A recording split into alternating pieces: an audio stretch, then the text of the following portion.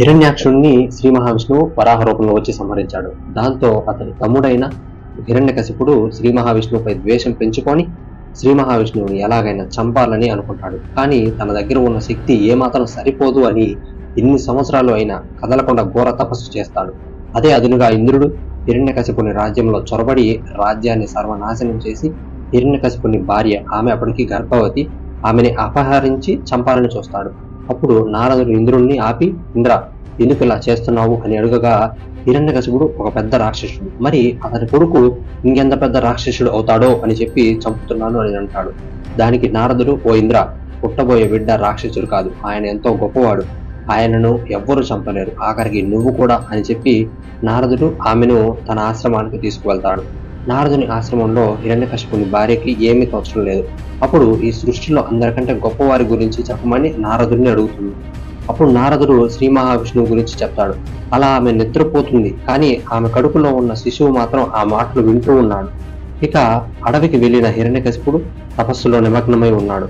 కదలకుండా ఎన్నో ఏళ్లు తపస్సు చేయడంతో ఆయన శరీరాన్ని చీమలు తినేశాయి. చీమలు తినేసి ఉన్న చోట అస్థిపంజరం బయట కనిపిస్తూ ఉంది. ఆయన చుట్టూ పుట్టలు ఏర్పడ్డాయి. కొన్ని సంవత్సరాల తర్వాత బ్రహ్మ వచ్చి నీకు ఏ వరం కావాలి అని అడిగాడు.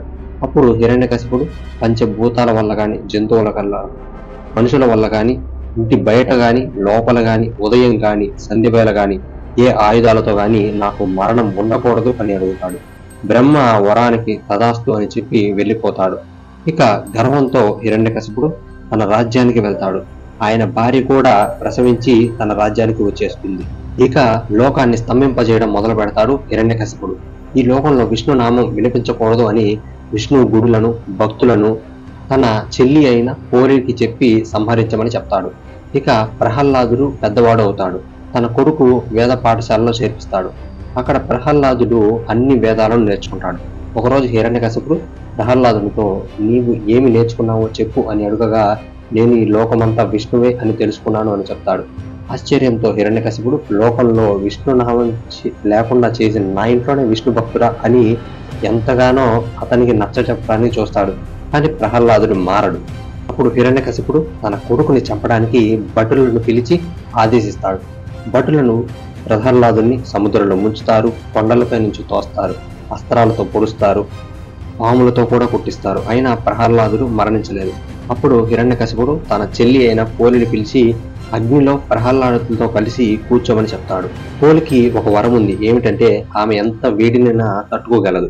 అందుకని ఆమెని ప్రహ్లాదులతో కలిసి కూర్చోమని చెప్తాడు. ఎప్పుడైతే వారిద్దరు కలిసి కూర్చుంటారో పోలి కొన్ని క్షణాల్లోనే భస్మం అయిపోతుంది. కానీ ప్రహ్లాదుడికి ఇంచింతైనా దెబ్బ తగలదు, గాయం అవ్వకుండా బయటకు వచ్చి శ్రీహరి అని చెప్తాడు. ఇప్పుడు హిరణ్యకశిపుడు శ్రీ మహావిష్ణువు ఒక పెరికివాడు, నేను అన్ని లోకాల్లో చూశాను, ఆయన ఎక్కడ లేడు అని చెప్పి ఎక్కడ ఉన్నాడు ఆయన అని అడుగుతాడు. అప్పుడు ప్రహ్లాదుడు ఇలా సమాధానం చెప్తాడు.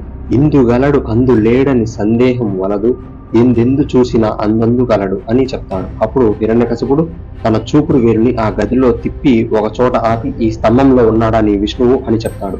అప్పుడు శ్రీ మహావిష్ణువు నరసింహ అవతారంలో స్తంభంలో నుంచి వచ్చి హిరణ్యకశిపుణ్ణి ఎత్తి గుమ్మం వద్దకు తీసుకెళ్లి తన తొడపై కూర్చోబెట్టుకొని నరసింహుడు ఇలా అంటాడు. హిరణ్యకశిప, ఇది ఉదయం కాదు, రాత్రి కాదు, ఇంటి లోపల కాదు, బయట కాదు, నేను మనిషిని కాదు, మృగాన్ని కాదు, నా గోర్లువి, ఆయుధాలు కాదు అని చెప్పి పొట్టను చీల్చి పేగులను మెడపై వేసుకొని హిరణ్యకశిపుని సంహరిస్తాడు.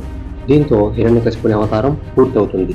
ఈ వీడియో ఎంత ఫ్రెండ్స్, ఈ వీడియో ఎంతవరకు చూసినట్టయితే మీకు ఎంతగానో నచ్చుందని అనుకుంటున్నాను. ఒకవేళ ఈ వీడియో మీకు నచ్చినట్టయితే లైక్ చేయండి. అలాగే ఇలాంటి కంటెంట్ అట్లా మిస్ అవ్వకూడదు అని అనుకుంటే మాత్రం సబ్స్క్రైబ్ చేసుకోవడం మాత్రం మర్చిపోవద్దు. That's all for today. Thank you for watching.